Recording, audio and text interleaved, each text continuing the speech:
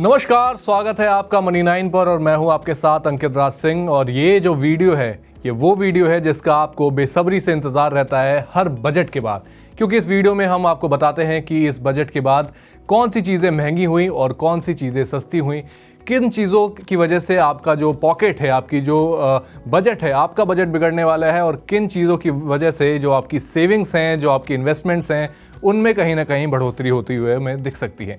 तो सबसे पहले शुरुआत करते हैं कि कौन सी चीज़ें हमें इस बजट के बाद महंगी हो सकती हैं। तो महंगी होने वाली चीज़ों में सबसे पहला नाम है इंपोर्टेड इलेक्ट्रॉनिक्स गैजेट्स का, क्योंकि इंपोर्टेड इलेक्ट्रॉनिक आइटम्स पर कस्टम ड्यूटी को इस बजट में बढ़ाया गया है, जिसकी वजह से अब आपके स्मार्टफोन्स, आपके टैबलेट्स, आपकी जितनी भी इस तरीके की इंपोर्टेड आइटम्स थे, अगर आप एप्पल का आईफोन इस्तेमाल करते हैं या कोई भी इंपोर्टेड प्रोडक्ट आप इस्तेमाल करते हैं, गैजेट्स, तो वो चीज़ें अब आपको इस बजट के बाद महंगी पड़ने वाली हैं।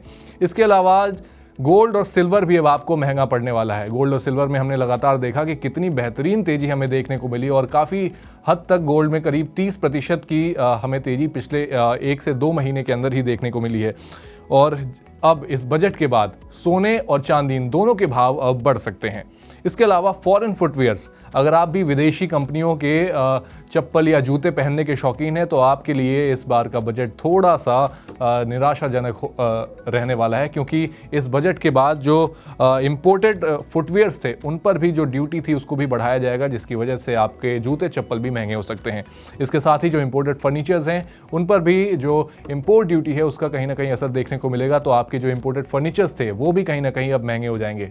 लेकिन ये तो हुई महंगी होने वाली चीज़ों की बात। अब बात करते हैं कि कौन सी वो चीज़ें हैं जिनकी वजह से जो आपका घर का बजट है वो कहीं ना कहीं सुधरता नज़र आएगा, और आप उन पैसों से कुछ ट्रिप कर सकते हैं, कुछ इन्वेस्टमेंट्स भी कर सकते हैं। तो सबसे पहले सस्ती होने वाली चीज़ों में लाइफ सेविंग मेडिसिन का नाम आता है। यहाँ पर 36 लाइफ सेविंग मेडिसिन को बेसिक कस्टम ड्यूटी से मुक्त कर दिया गया है, यानी कि जो कस्टम ड्यूटी पहले इन 36 लाइफ सेविंग दवाइयों पर लगती थी, अब उसे हटा दिया गया है। यानी कि इन खासकर 36 जो ये दवाइयाँ हैं ये आपको अब सस्ती पड़ने वाली हैं।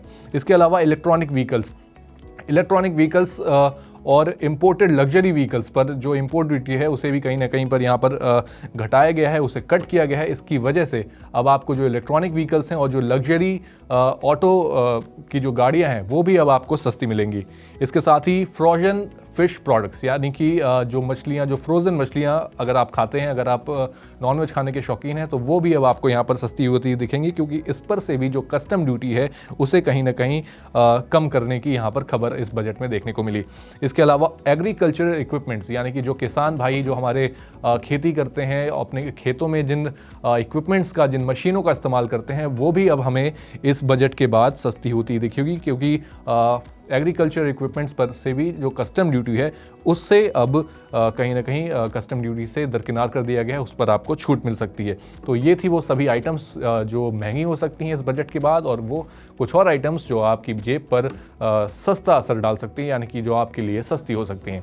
आपको ओवरऑल इस बजट से आपका क्या एक्सपीरियंस रहा, आपको क्या चीज़ें इसमें पसंद आई, क्या चीज़ें नापसंद आई, आप हमारे साथ कमेंट बॉक्स में बताएं। साथ ही ऐसी और वीडियोज़ के लिए आप मनी 9 को फॉलो कर लें। हम आपसे मिलते हैं अगली वीडियो में, तब तक के लिए आप देखते रहें मनी 9। ग्लोबल संकेतों के दम पर कैसे खुलेंगे हमारे बाजार? क्या कह रही हैं खबरें और ब्रोकरी रिपोर्ट्स? किन शेयरों में बनेगा पैसा? बाजार खुलने के बाद क्या खरीदें, किन शेयरों को करें पोर्टफोलियो से बाहर? कैसा रहा बाजार का दिन भर का कारोबार? कैसे तैयार करें कल के बाजार की स्ट्रैटेजी? इन सब सवालों के जवाब जानिए मेरे साथ ओपनिंग बज और क्लोजिंग बज में इन वक्त पर, सिर्फ मनी 9।